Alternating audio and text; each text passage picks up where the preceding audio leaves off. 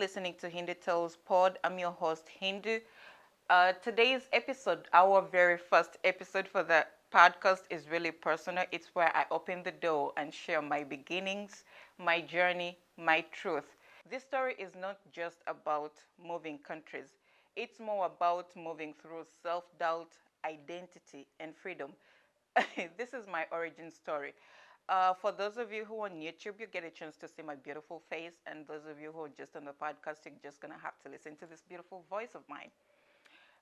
So, if you're new here, Hindu Tales is a podcast where we talk about life, culture, growth, and all the stories in between. If you're here to grow and show up as yourself, you're in the right space. Hindu Tales is all more about stories that connect you and conversations that grow you. So, without that being said, let the journey begin. So, I'm Ugandan, now living in the United States. I come from a huge family. We are eight kids, four originally, but others were adopted. So that's how my whole family. Uh, I grew up in a Muslim environment. We are Muslims back home. Um, all my family, they're all veiled. They pray 5 times a day. They live by Sharia law. I would say I'm kind of like the last sheep. I wouldn't say the really lost sheep because I still practice. I still pray 5 times a day. Not really 5 times, but I still pray every day. I still listen to the Quran and read the Quran. I still fast during Ramadan. I still do all the things that I'm supposed to do. So I think the reason why I'm not so much in that kind of situation is because I'm not, because of how my life is being, I'm not the kind of person who has to be, how can I say it, like, be forced to do something that I do not want to do. So most of the things that I've been able to do, if you look at my biggest inspirations, my greatest influences, are all those people who are just groundbreaking into this world, who are making uh, things change. Me, whether it's the Obamas or Tyler Perry or my mom or my father or my sisters, because they inspire me every day to be the kind of person who I am, to show up, to have the strength that I have. You would really know. Like, even if my parents are really that Islamic, but they are really hard-headed. And also, just to let you know, in Uganda, I come from a tribe of Basoga, Tuine Mputu. So if I want to do something, I'll do it. If I don't want, so it's, yeah. Hindu. So yes, I'm Hindu. I'm a Muslim. I come from Uganda. I come from a beautiful tribe that is the Basoga. Because I know most of the people are gonna be like, "Oh, mwana musoga iye, iyi, not iye." Now that's Luganda. Iyi ndi mwana musoga, mva iganga. Okay, now see, if I start going through that, people are going to start shaming me with my accent and everything. So let's not go there. Let's just keeping. So uh, with that being said, let's dive into my coming to America. So from Kampala, I didn't know that I was coming to, when I got my ticket and I was coming to America, I didn't think that I was coming to America to stay. I don't think that, I didn't know I was coming to stay. That wasn't part of the plan, at least not to me. As far as I know, I had plans because I already had my return ticket. I had plans to go back home, people that I loved, things that I was working on already. I had the whole itinerary for 2019 because I was coming to the States around January, and then around March I already had a visa in my passport because I was going to travel to Egypt for some work. And then around May, I was supposed to go back to South Africa, then come back to the States again around November, still on the same work that I was doing. So here I was with all my plans. I'm moving to America. I'm going to do work, go back home, meet my family, and do all things that I was supposed to do that was working on. So I thought I would be in the States for a bit, just visit, maybe short, I even check out all the things that I wanted to go to the different states that I wanted to do for a little while. And then I would go back. Huh. But life had a different script. Something shifted, and all of a sudden, what was supposed to be temporary became permanent. I remember I was on the call with my mom, and she was like, "Hindu, I don't think you have to come back." I'm like, "What do you mean I don't have to come back?" And she's like, "You're not coming back." I'm like, "Okay." And then there was silence. And then she gave me the reasons of why I have to stay in the United States. And it was like, okay, it just dawned on me.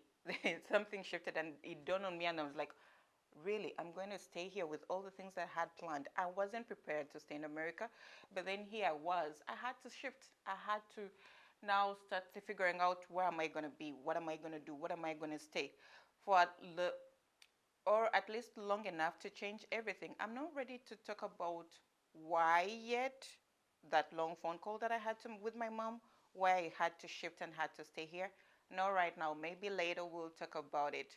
But I'll say this: that moment of realizing that I wasn't going back home, that moment I started writing my first chapter.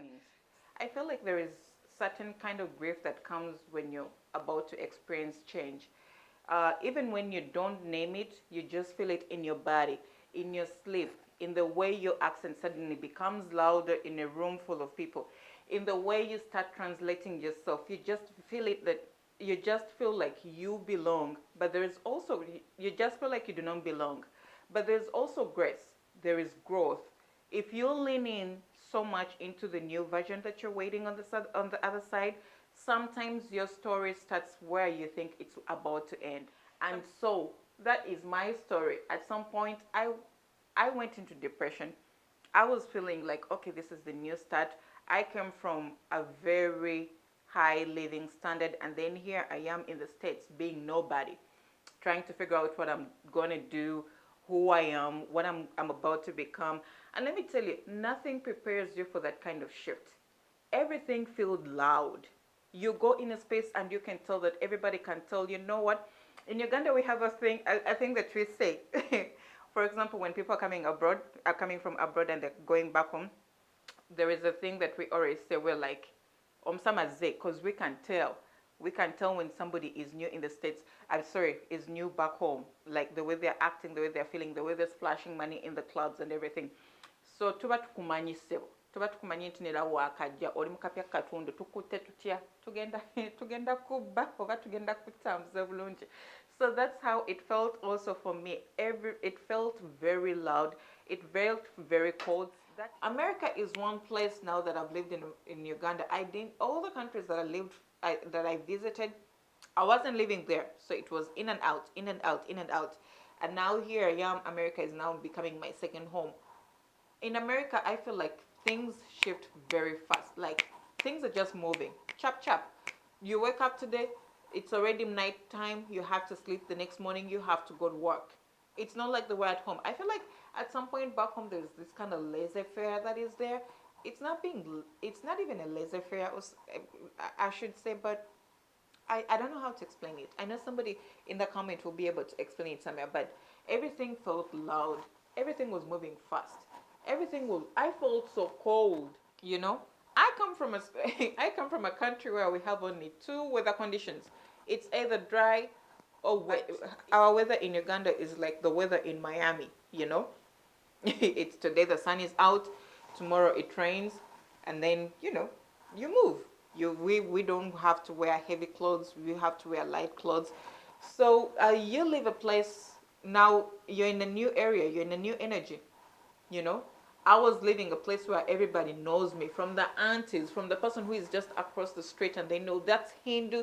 They know everything about me. They know my name, they know my mom, they know my siblings, they know my girlfriends, they know my friends, they know everybody. They know who's in and out. Sometimes, you know, you just find like you know the shop where you go to buy your grocery stores. They know you. You don't have to pay. You can pay later.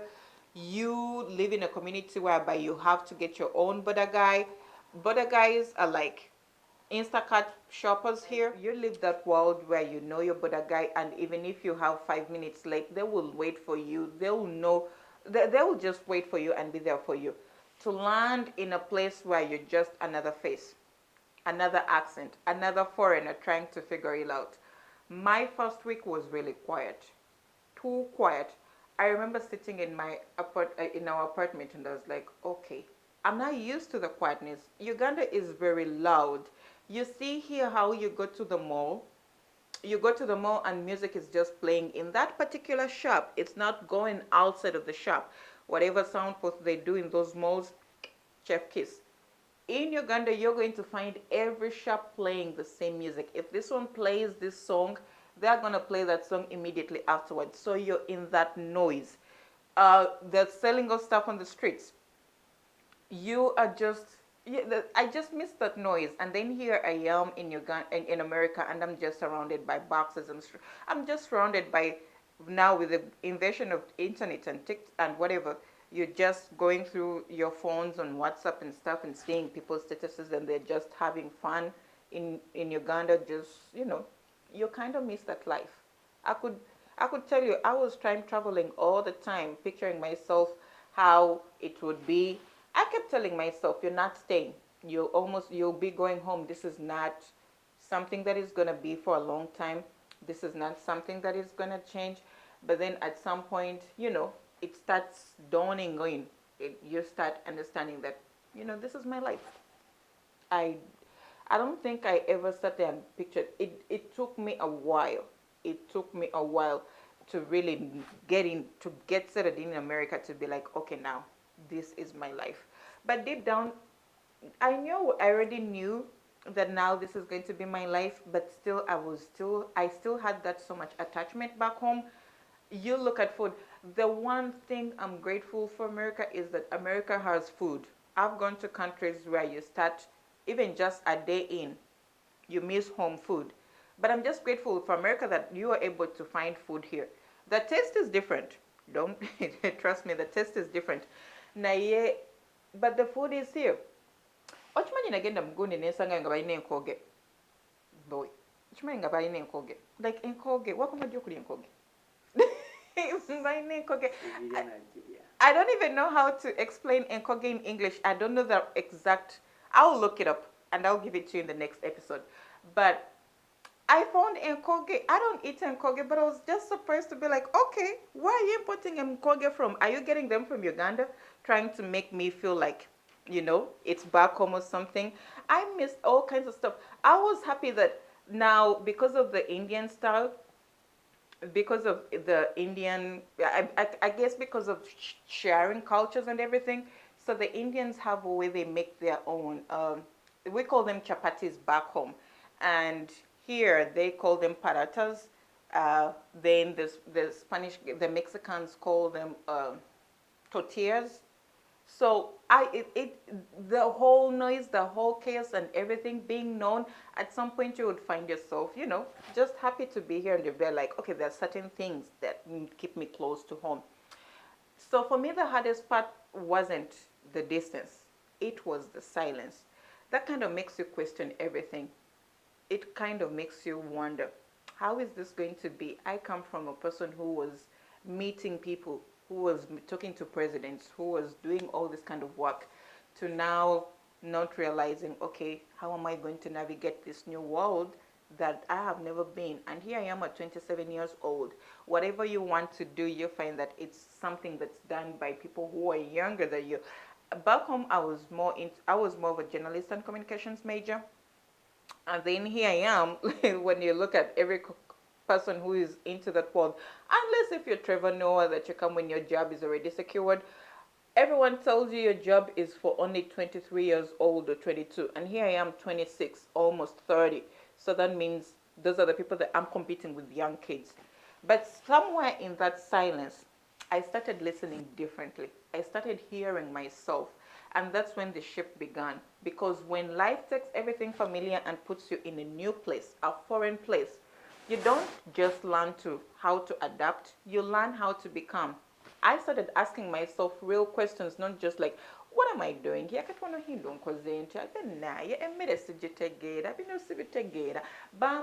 I stopped being angry at everybody. You be when you're frustrated, everything frustrates you.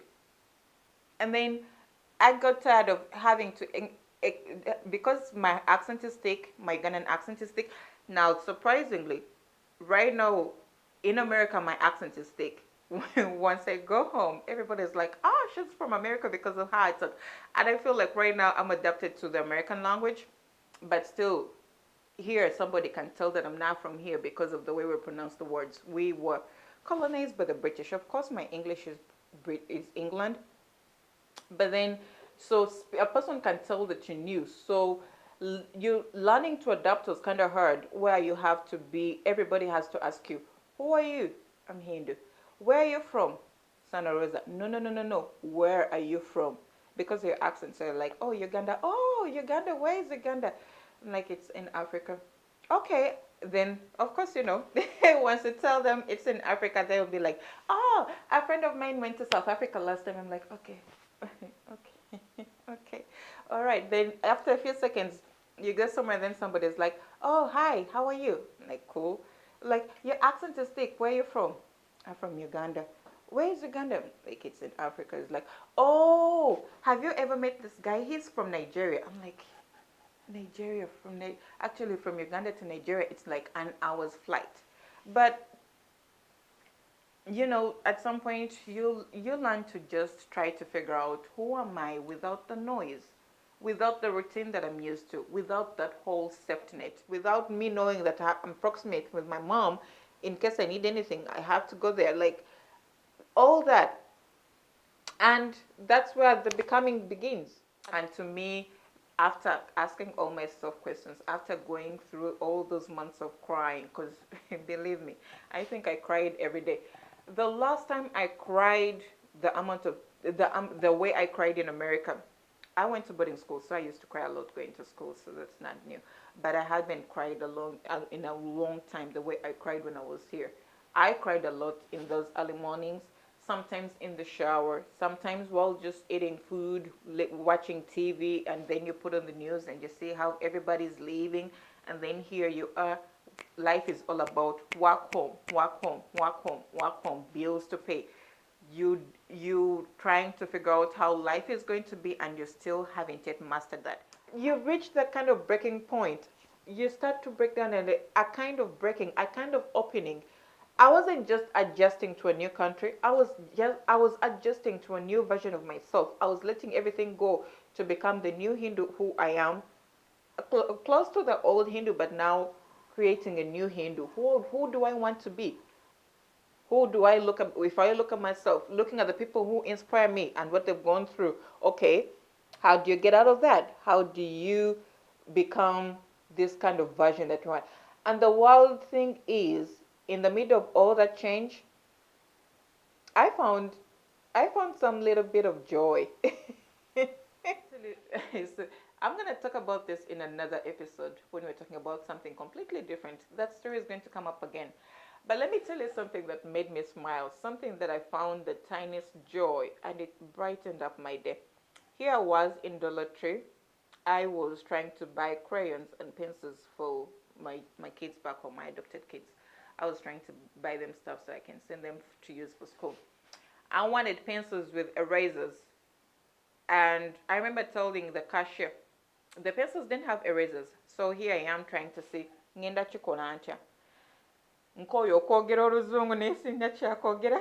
I have to turn back my English. I'm like, "Hey sir, how you doing?" He's like, "Hey, how can I help you?" "I'm looking for rubbers, but I can't find them." He looked at me and was like, "Rubbers?" I'm like, "Mm-hmm. I'm looking for rubbers, but I can't find them." Then I was like, "Rubbers." I'm like, okay, maybe my accent is too thick. He's not understanding me, so let me show you what I mean. I got up the pencil and I'm like, I'm looking for rubbers. Like, this is the pencil, but it has nothing. I want something that can just, if you write something you don't want, you can scrap it off. I needed a rubber. And then I was like, he still looked at me, mesmerized that I'm looking for a rubber, and I'm asking him for a rubber as a girl. But I did not understand it at first. So somebody close to me was like, "Oh, you're looking for rubber?" Then I demonstrated what I was doing, and it's like, "No." He didn't say no. He was like, "You mean eraser?" I'm like, "Oh yeah, eraser." And then the guy looked at me and just laughed. It's like eraser. Then he showed me where the erasers were. I was like, "So what is this? How?" Because once you start learning things, you start asking yourself, what is it? What you know? What is it meant in Uganda? Because back home, I sorry, in America, because back home it's totally different. And then he was like, "Well, rubbers in America are condoms." Just imagine how I was right there. Like, the rubbers are condoms. Like, yeah, rubbers are condoms. So I can't just use rubbers. That's how I learned. That's how I learned that erasers in America, sorry, rubbers in America are erasers. Because back home, condoms we just call them. Well, condoms we just call them condoms. Nothing. But the tiniest bit of joy like that to understand the culture, to even just going to a shop and you listen to somebody speaking Luganda, you'll be happy that you found your community or something. Like, sometimes you think you've been uprooted, but really you're just being replanted. And that's when I started to ground myself, not just physically, but also spiritually, emotionally. I needed something deeper than survival. I needed peace, you know. Back home, like I told you, we are Muslims. I come from a Muslim background, so my relationship with God was was not the way it is right now, if that's the better word I can say. My relationship with I had the relationship with God because I grew up in that kind of family, but well, you know, when, well, as a kid, when they're trying to force you to do something and you're being rebellious because there is a way you want your certain life to be, things kind of don't be the same. So back home, I come from a family that veils, that does everything. And me, I mean, look at me. I put on trousers, I put on pants, I wear my short, skimpy stuff, I put on my bikinis, I put on everything. It kind of created a shift with my mom. We'll talk about that in another episode a little bit, but just to say a little bit, there was a rift, but then afterwards, everything just shifted and she accepted for who I am. And she knows that even if I dress up like this, even if this is my lifestyle, I'm still a Muslim, I'm still a God-fearing person, I still have faith. But then also, you know that back home, faith was in the air. You could listen to a call to prayer like you listen to adhan, and it's not the same way here. I have a feeling here, if they hear the mosque calling for adhan, they would call 911. Like, why are you making noise for us? And that's not the thing back home. Trust me, I miss, I really miss listening to the adhan in the morning. Someone was saying that he listens from me from his phone, but that's not the thing for me. I don't want to listen it from the phone. I want to listen it from the imam himself in the morning calling us to prayer. I miss that. And here's the difference. Nobody here is going to remind you to pray. Nobody is waiting on you to show up. You have to choose it for yourself every time, and that was hard, you know. Especially for me, who's not used to praying every 5 times a day. I wasn't used to doing that. I wasn't used to. I hadn't told myself to speak to God in my own way. I used to speak to God, but I don't think in the level that I do it right now. But because when you choose your grounding, it stops being tradition. It starts becoming a relationship. Right now, I feel like me and Allah have this kind of bond. Me and him, we are like this. Tuli tut. Tetugenda kukyuka. Ela Allah tetugenda kukyuka kati tukyali tuti tuli bwe tuti. Me and him, we go together. Should I say like that? Me and God, we go together. We are not falling apart anytime soon. And if you feel like I'm falling apart, my God, please direct me back to my journey. I know when most people try to explain the relationship that they form with God, I, I've seen it with, back home, we've seen it with born agains. It kind of comes off to the outside world. We kind of see it like it's forcing. But if you're truly living with it, you find that relationship with God, and you're like, me and Allah are like this. My cousin, my little sister Aisha, she has her affirmations on her mirror. Sometimes we always laugh about it, but it's a beautiful thing that I also do nowadays. Like, you wake up in the morning and like, Allah, thank you for keeping me awake, for thank you for your life you've given me, for everything that I have right now. It's all with your grace, for giving me the wisdom, for instilling me this kind of person. Like, you talk to your God like your best friend. You really need to learn how to talk to speak to your God, because nze ne Allah mbinkeerawo ne mugamba bugambe manyi ssebo leero ono yanyiigidde naye ate yalina okunnyamba okuntuusa wano gye ndaga, so I'm asking, nyamba omukkakkanyi tubeere bulungi, like you're speaking like that. And when nobody's watching your faith becomes your mirror, not just performance. Like, it's in you. When you embrace God, In Uganda, we have the thing when you talk about born agains and how they react and everything, and you're like, banobekoza. They're just doing things. But to be honest with you, when you have faith in you, there is a way, even your morals, your moral self, there is a way you show up for yourself that is kind of different. That kind of stillness teaches you who you are. It really teaches you, you know?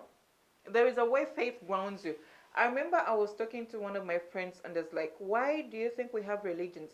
I was like, it's just to keep people into slavery or something. I was like, you know what? I'm not gonna go about the slavery part, but I feel like faith, believing into something that is higher than you, it really teaches you, and it really brings some more morality in you, and you start realizing that everything I thought I lost, everything you thought that you're not being, everything that you think that you cannot handle, you start handling it. You start working. You start having that peace that you never thought that you had. You start seeing things move clearly. I wasn't that kind of person when I left Kampala. I really wasn't. Was actually, I know that it was inside me the whole time.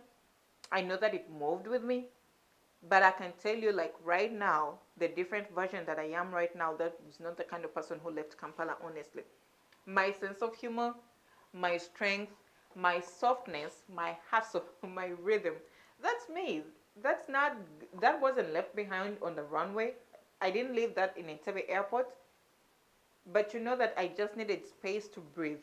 And me walking into my faith, speaking to my God, I know there's something, it's so funny, but now that I talk about it, because I used to be that person, I know there are people who, when somebody tells you, "Anze, me, I believe in God because because with God this has been able to happen for me." Certain people don't believe that. I used to be the kind of person, I believe in my hard work. And believe me, I'm not saying that your hard work doesn't pay. I believe in my hard work. But imagine when you have that hard work in your faith too. Imagine how that is going to be. Brilliant, right? And listen, I won't lie to you. I won't lie to you and say it's all deep reflections and peaceful moments. No, I still go out there and trying to find where I'm still fine. It's not all still glorious. I still want to eat some food that has ghee in it, but I'm not gonna find ghee here. For any case, I have to ask somebody who's going to who is a citizen, and then maybe they're going somewhere to visit. I'm like, if they're going to any East African countries, because East African countries have ghee, I like, bring some ghee, please. There is the kind of yogurt that I love from home. Here, it's kind of like cottage cheese, but the way it tastes at home, because we grew up with cows, and so our milk was natural. There is a way they just do it. There is a way the herders used to do it, and then it was just chef kiss. You kind of miss that. So I won't lie to you that it's not. It's all peaceful moments all the time, but it's. I'm still learning to say excuse me instead of I'm sorry. I'm still learning to say no. I'm not a yes more person anymore. I'm still learning that. I'm still learning to say, hey, how you doing? I'm still shocked at how people walk past each other without greeting. But that's America for you. Because back home ogenda kuyita ku muntu omuntu omugambe gye baliko ssebo takumanyi tomumanyi omugambe bigambi gyendi otambule. It's kind of like ewaka it's empisa, but here it's just the norm of life. You're going to walk out, and if somebody nods at you, you nod. If somebody don't nod about you, you mind your damn business and go by your way. you know. But in all that, there is still somewhere in between the homesickness and the hustle, and I just found my rhythm. I found a new rhythm. I found something that is mine. And in all that chaos of trying to figure out who I was, what America is, and everything, I found my rhythm. I found who Hindu is. Home stopped being a place. It just started being a feeling that I had to carry. It had to feel like, I have a home. Like I have Uganda where I'm based at, but now America is my new home, is my new place. And I know every immigrant goes through that hard space of where you have one foot back to your roots, and then you have another foot in your new place, and you're still holding on to your roots, and you're still at the same track. Because you see now, even in the movement, like you can't be like this. You have to be this. You can't, I'm over here, I'm over here. Because if you're over here, things don't move. Things don't. You've been chaos. You've been all that noise. But then now, I understood that yes, I'm Ugandan. Uganda will always be with me. I'll always carry Uganda. But now America is my home. And I know every person who has moved here, who has left their home, and who we all feel that kind of space. And I want you to know that you're not alone in feeling that way. But then it also gets you some grace period for you to be who you are now, and you're going to see the best version of you. You're going to start building your community, even if it's just starting by one person at a time. You're going to start building that community. You're going to learn how to be by yourself, independent, the things that you used to do. I learned how to cook for myself. It's not like I don't know how to cook. I, I still hate cooking, to tell you the truth. I still hate cooking because if I'm to cook, I plan my cooking for the weekend. And then I put it in my mind. I'm like, on Friday or on Tuesday, I'm going to cook this, I'm going to cook this, I'm going to do this. So, but learning to live with yourself, I've never been by myself, if you know what I mean, like completely by myself. I've always had people around me. This podcast is for one of those who had to start, who had to start over before you were ready and still made it beautiful. This pod is for everybody who feels like they're in this space that is suffocating them, this space where you really want to let out all you want to let out all your emotions for somebody to hear what you're going through. This pod is for us to talk about things that are going to matter for us as people who are living here now, who are moving into this new space, excuse me, and who are learning to navigate world as new settlers in America. So this part is for you. This part is for conversations. You're going to have to meet people who are going to give you conversations to help you know how to move. I've met people for all their lifetimes, and they were this kind of people. They were lecturers. They were they were top-notch people, and then when they come here, they only have to work on the plant field because that's what they think. That's what they feel like. Because living in America is more of it's an opportunity that everyone likes. Great. It's a move that can it's a move that if you move here, there are a lot of people who want to come and live here. That is great. But then it doesn't mean that your world has to stop. That you have to really be confined in this, living a life of solitude. So if you ever felt like you were becoming something new, if you ever felt homesick while chasing purpose, if you ever felt like you're walking through a season that doesn't make sense yet, everyone keeps on telling you, you know what, that person was a sham, that person was this. But you have to go through that feeling to become who you are. And that is what this pod is about. We are going to be sharing those stories. It's for everybody who's navigating that in between life, between cultures, between selves, in between what you left behind and what you're building now. That is what Hindu Tales podcast is all about. That's why we all say that at Hindu Tales, we talk about stories that connect you, conversations that grow you. You know?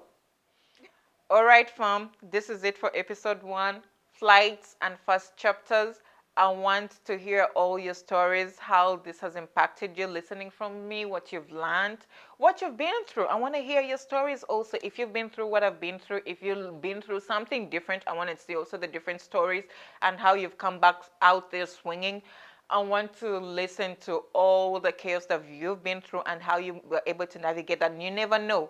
You may have a story that we would like to share on this podcast, and we want also other people to listen in and watch. Tag me. Let's build this thing together. And if you're ready for more, please hit the subscribe button. Follow the pod. Don't forget to subscribe on your YouTube channel, because on the podcast, you're just going to be listening to my beautiful voice. But on YouTube, you're going to see all this glamorous.